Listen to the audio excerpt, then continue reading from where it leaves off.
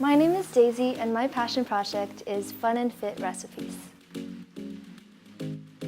My passion project is a recipe website that promotes healthy eating, recipes for those who have suffered or are suffering with eating disorders or diseases, and it also promotes on-budget recipes for families who might be struggling financially. They tend to go for cheaper alternatives and ingredients, so I decided that I wanted to do something to help individuals like these. Platforms that I'm using to promote my passion and my idea is my website, which is Fun and Fit Recipes.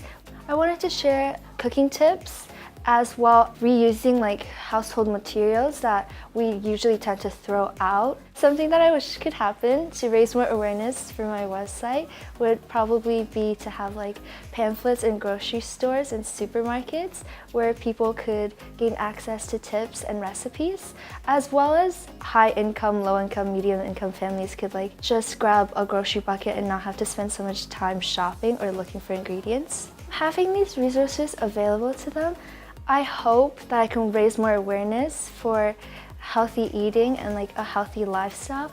I feel really proud of what I've done so far, and I feel really grateful for the people who have supported me and to have been a part of this initiative. I really hope that it can be something that impacts people's lives and changes it for the better.